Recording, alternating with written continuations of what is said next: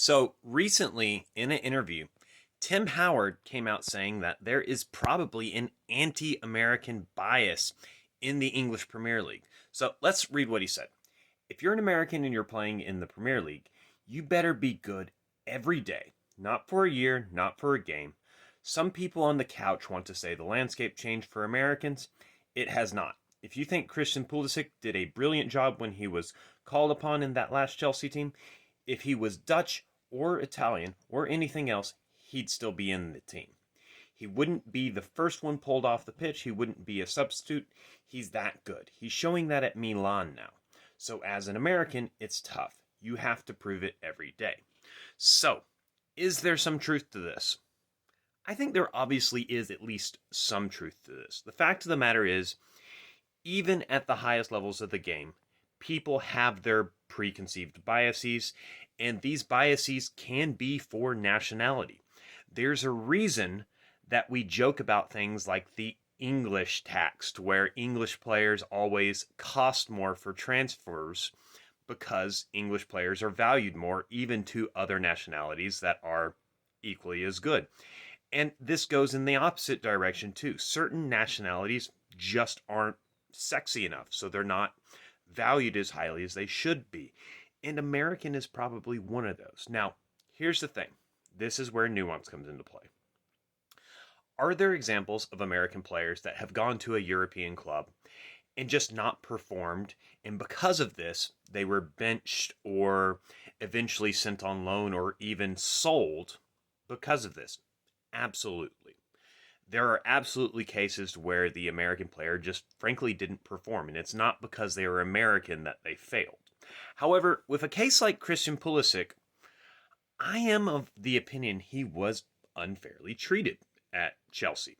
I think he was held to a higher standard that many of the other players that he was competing against might not have been.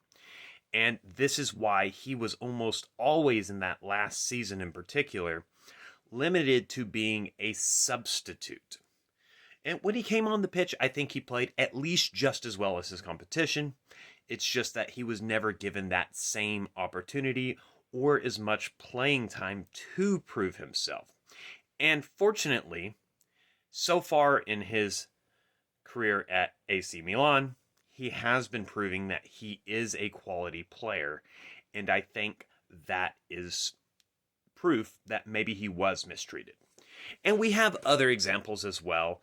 For example, the three Americans that were at Leeds United last season, after they got relegated, the narrative on social media was it was the Yanks' fault that they got relegated. When it's maybe fair to say that the Americans, excluding Tyler Adams really, because he got injured and Tyler Adams was brilliant for Leeds most of the season, but Weston McKennie and Brendan Aronson were not exactly the best during that period, but so were several of the other Leeds United players that did not receive the same criticism after being relegated. But this brings me to another point. Yes, I do think some managers will let their preconceived biases make them make wrong decisions like this. But it's the media, and more so even the fans, which are significantly worse for this. We know this through my own TikTok videos. A lot of English people, but also just Europeans in general, they hold a bit of just an anti-American sentiment.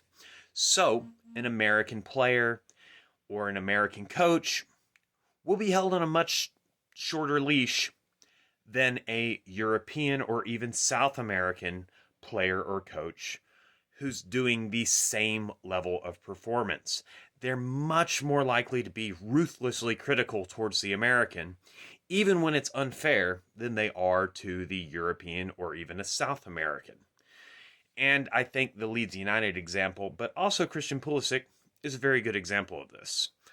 But as American soccer improves, this stereotype and this bias will probably actually increase in the short term until it gets to the point that it's no longer even rational to believe.